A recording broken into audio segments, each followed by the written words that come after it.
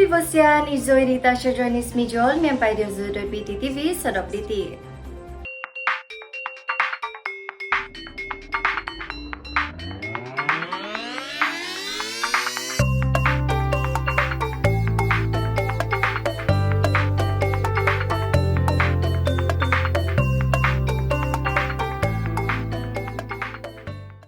Lebih 100 babi liar di Sabah mati disyaki akibat ASF.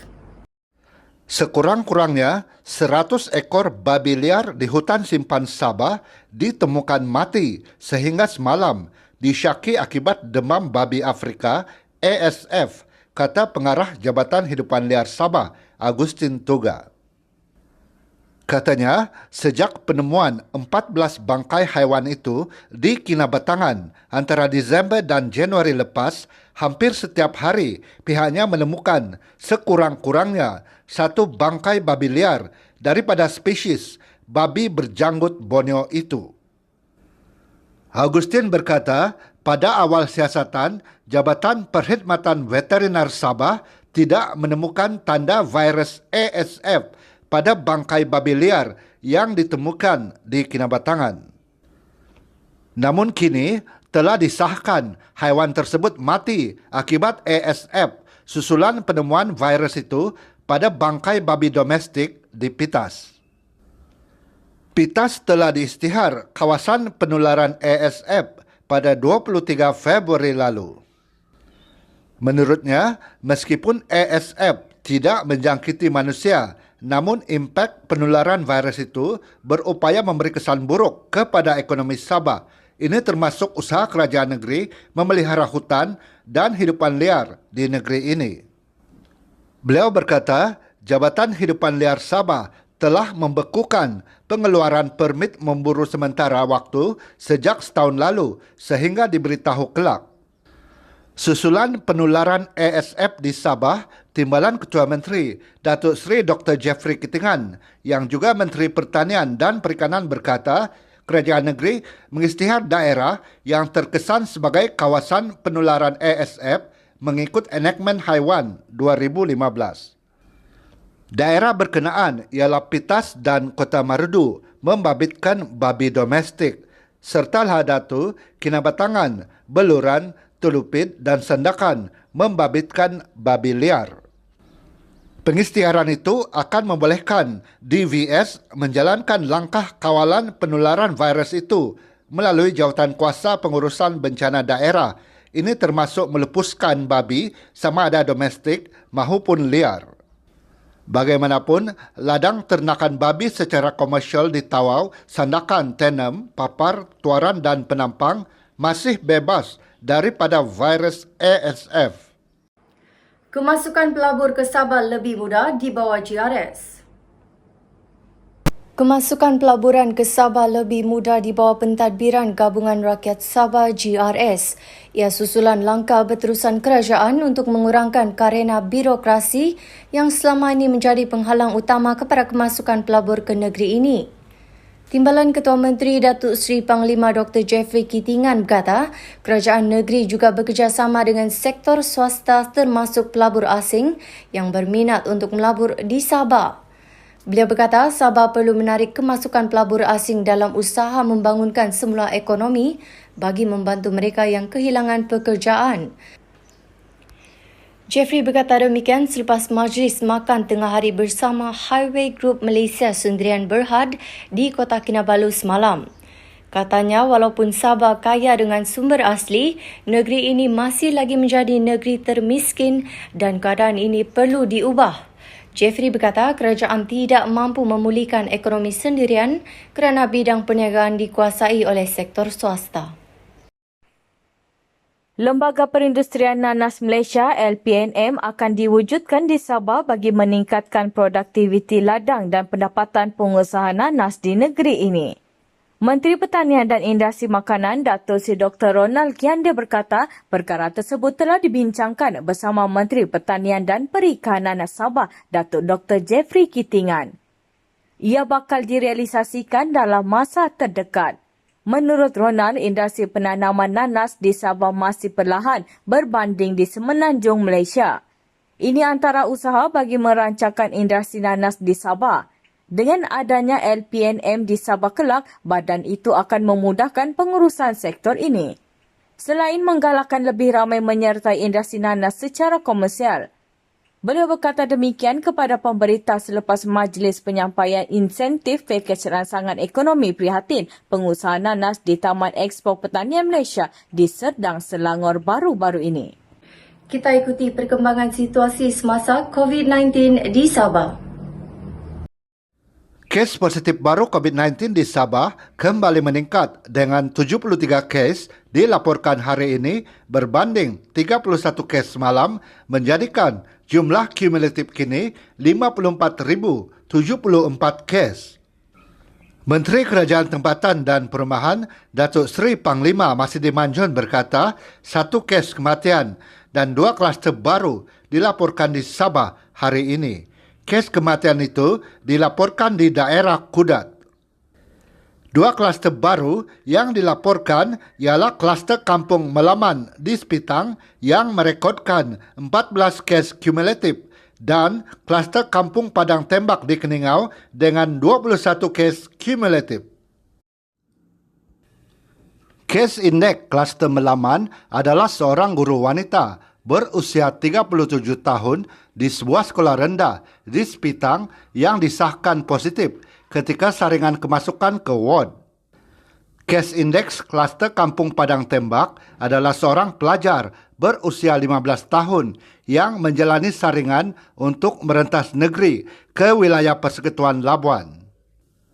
Keningau mencatatkan 29 kes positif hari ini diikuti Tawau dengan 10 kes, manakala Nabawan dan Sepitang masing-masing merekodkan 6 kes. 6 daerah Penampang, Putatan, Tenem, Kalabakan, Kinabatangan dan Lahad Datu hanya mencatatkan 1 kes hari ini. 11 daerah lagi tidak merekodkan sebarang kes baru dalam tempoh 24 jam lalu. Daerah Kuala Penyu bertukar dari zon kuning ke zon hijau. 47 pesakit telah sembuh hari ini, manakala 374 pesakit sedang menjalani rawatan. Setakat hari ini, secara kumulatif, 37,721 orang telah menerima suntikan vaksin dos pertama di Sabah. 286,718 bakul makanan telah diagihkan di bawah program bantuan prihatin COVID-19 Sabah 2.0. Seorang anggota penguatkuasa ditahan Suruhanjaya Pencegahan Rasuah Malaysia SPRM Sabah kerana disyaki menerima rasuah berjumlah kira-kira RM1,500 daripada seorang individu yang telah melakukan kesalahan maritim. Lelaki berusia 28 tahun yang bertugas di Kota Kinabalu itu ditahan kira-kira pukul 7.30 petang semalam di Sepanggar. Menurut sumber, wang tersebut adalah sebagai sogokan agar suspek tidak mengambil tindakan terhadap individu terbabit yang menggunakan lesen kapal kecil telah tamat tempoh. Sementara itu, pengarah SPRM Sabah S. Karunaniti ketika dihubungi mengesahkan tangkapan tersebut. Katanya suspek telah diambil keterangan dan telah dilepaskan dengan jaminan SPRM hari ini. Kes disiasat mengikut Seksyen 17-A Akta Suruhanjaya Pencegahan Rasuah Malaysia 2009.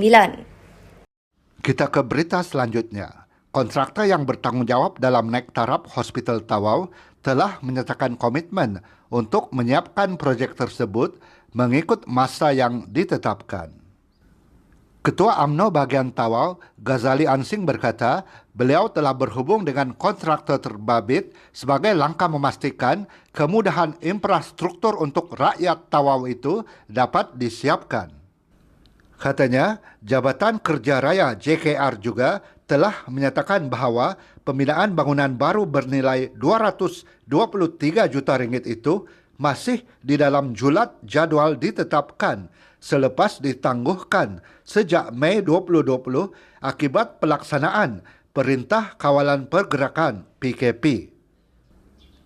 Projek naik taraf hospital itu dilancarkan pada penghujung 2017 bagi meningkatkan kualiti perkhidmatan kesihatan yang ditawarkan kepada rakyat.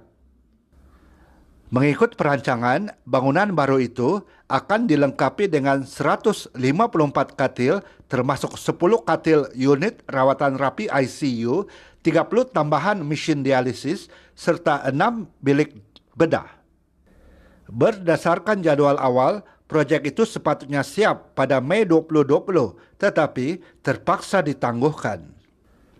Ghazali berkata, rakyat Tawau sudah lama memerlukan kemudahan kesihatan yang lebih baik kerana hospital yang ada sekarang sesak.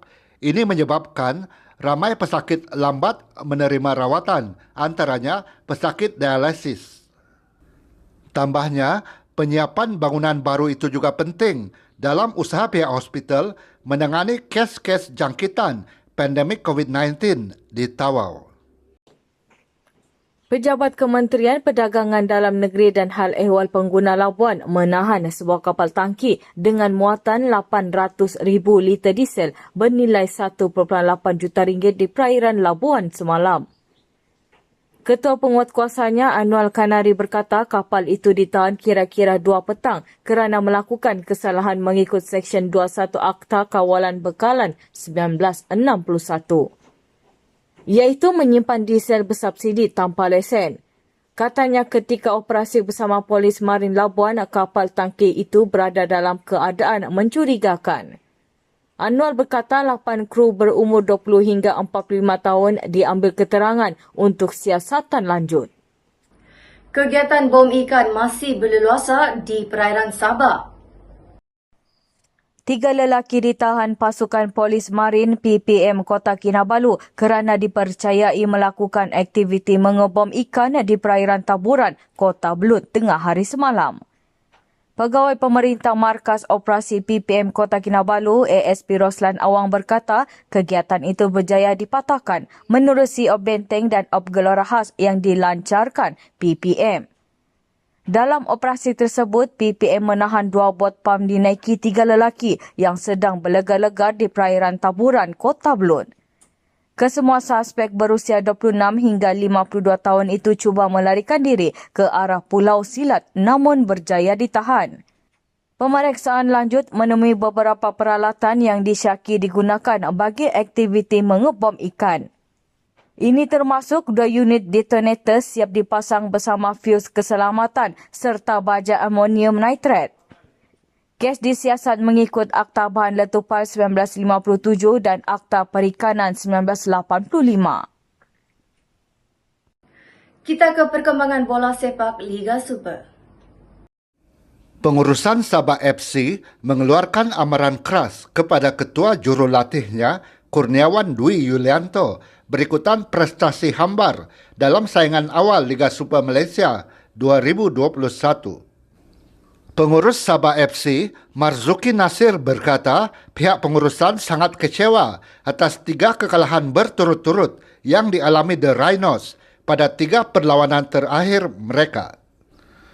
Sabah sebelum ini tewas 0-2 kepada Kedah Darul Aman FC, 0-1 di tangan PJ City FC dan 1-2 kepada Seri Pahang FC.